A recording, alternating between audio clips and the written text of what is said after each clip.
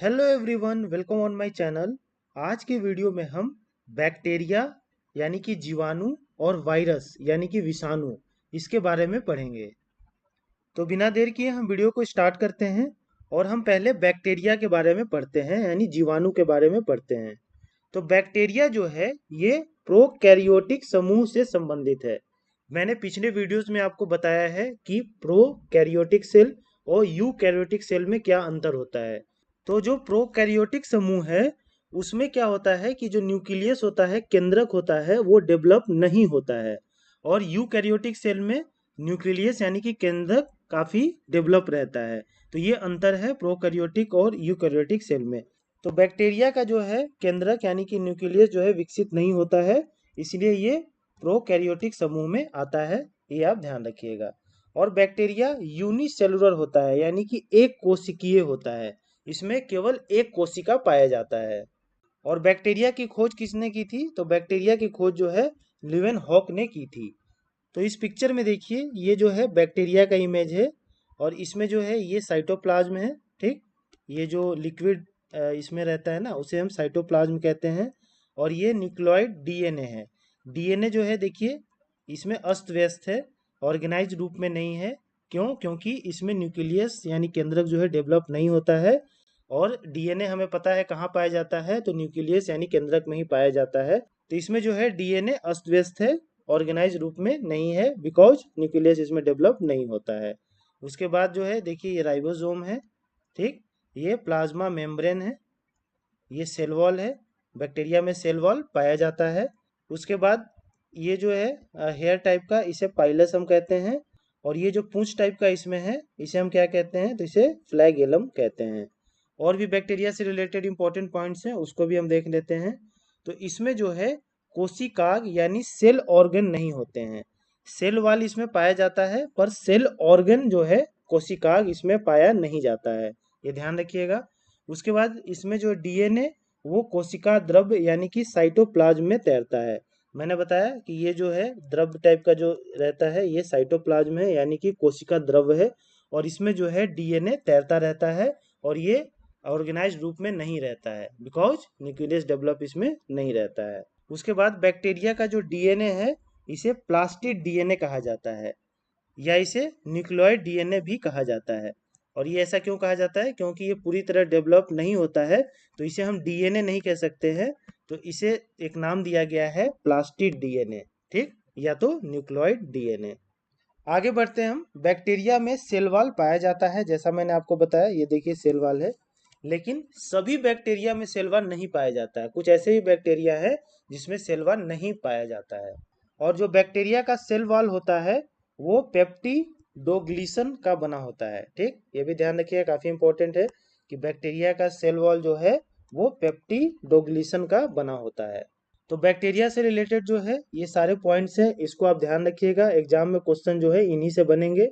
एक बार हम रिवाइज कर लेते हैं। बैक्टीरिया जो है प्रोकैरियोटिक समूह में आता है क्योंकि इसका न्यूक्लियस यानी कि केंद्रक डेवलप नहीं होता है। ये एक कोशिकीय होता है यानी यूनिसेलुलर जीव है ये। और इसकी खोज जो है लिवेनहॉक ने की थी। उसके बाद जो है कोशिकाग यानी सेल ऑर्गन इसमें नहीं होते हैं। और डीएनए जो है इसका साइटोप्लाज्म में तैरता रहता है। और बैक्टीरिया के जो डीएनए को हम प्लास्टिड डीएनए कहते हैं क्योंकि न्यूक्लियस पूरी तरह डेवलप नहीं होता है।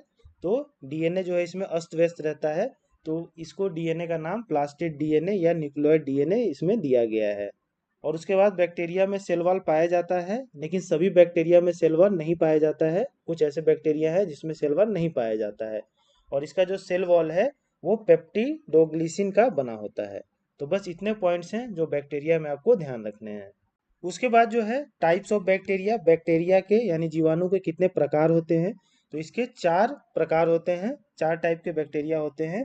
वो कौन कौन सा है? तो वो है कोकी, जो कि स्फेरिकल शेप में होता है यानी गोलाकार शेप में होता है। उसके बाद है वाइब्रियो, जो कि कॉमा शेप में रहता है, ठीक इस तरह।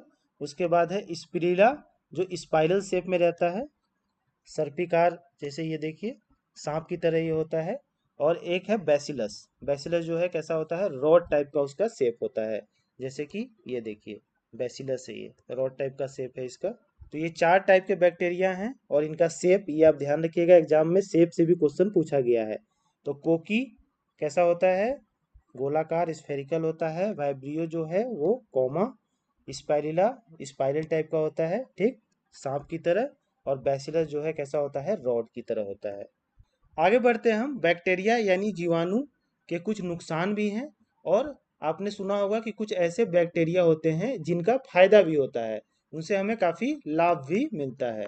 तो क्या क्या लाभ हैं बैक्टीरिया के, उसको हम देख लेते हैं। तो दूध को दही बनाने में और अल्कोहल बनाने में ये मदद करते हैं। दूध को दही में कन्वर्ट कौन सा बैक्टीरिया करता है, लैक्टोबैसिलस बैक्टीरिया होता है, लैक्टोबैसिलस। ये दूध को दही बनाने में जो है मदद करता है। और अल्कोहल जो बनता है उसमें भी बैक्टीरिया हेल्प करता है, फर्मेंटेशन होता है ना, उसमें बैक्टीरिया ही हेल्प करता है अल्कोहल बनाने में। उसके बाद कुछ ऐसे बैक्टीरिया हैं जिनका यूज एंटीबायोटिक्स, दवाएं और टीके बनाने में किया जाता है। उसके बाद जो है बैक्टीरिया का उपयोग करके कुछ महत्वपूर्ण विटामिन और पोषक तत्वों को संश्लेषित यानी कि सिंथेसाइज किया जा सकता है। उसके बाद बैक्टीरिया जो है ये अपघटक यानी डिकम्पोजर के रूप में भी कार्य करते हैं। तो ये इतने सारे फायदे हैं बैक्टीरिया के। तो बैक्टीरिया से रिलेटेड जितने भी इंपॉर्टेंट पॉइंट्स थे उसको हमने कवर कर लिया। अब आगे बढ़ते हैं हम और देखते हैं वायरस यानी कि विषाणु। तो study of virus is called virology. Virus का स्टडी यानी विषाणु के स्टडी को हम क्या कहते हैं, वायरोलॉजी कहते हैं। और वायरस की खोज किसने की थी, तो इसकी खोज जो है डिमिट्री वायनोस्की ने 1892 में की थी, ठीक, ये ध्यान रखिएगा, इससे क्वेश्चन काफी बार पूछा गया एग्जाम में। और वायरस का बाहरी सतह जो है वो कैप्सिड कहा जाता है। वायरस का एक बाहरी सतह होता है, ठीक, इसे क्या कहा जाता है, तो इसे कैप्सिड कहा जाता है, कैप्सिड, ये ध्यान रखिएगा। उसके बाद जो है वायरस श्वसन नहीं करते हैं यानी ये रिस्पायरेशन नहीं करते हैं, ठीक। कब, जब ये बाहर होते हैं। जब वायरस बाहर होता है तो ये क्या होता है, ये इनएक्टिव होता है, ठीक, ये एक्टिव नहीं रहता है। लेकिन जैसे ही ये किसी मीडियम के कांटेक्ट में आता है, किसी के मीडियम के संपर्क में आता है, ये क्या हो जाता है, ये सजीव हो जाता है यानी लिविंग हो जाता है, और ये श्वसन भी करने लगता है, ठीक। ऐसे बाहर जब ये रहता है तो ये इनएक्टिव रहता है और ये नॉन लिविंग होता है। लेकिन जैसे ही ये संपर्क में आता है ये लिविंग हो जाता है, सजीव हो जाता है, और ये श्वसन भी स्टार्ट कर देता है। जैसे आपने देखा होगा कोरोना वायरस के समय, कोरोना वायरस जब बाहर रहता था तब वो कोई इफेक्ट नहीं रहता था उसका।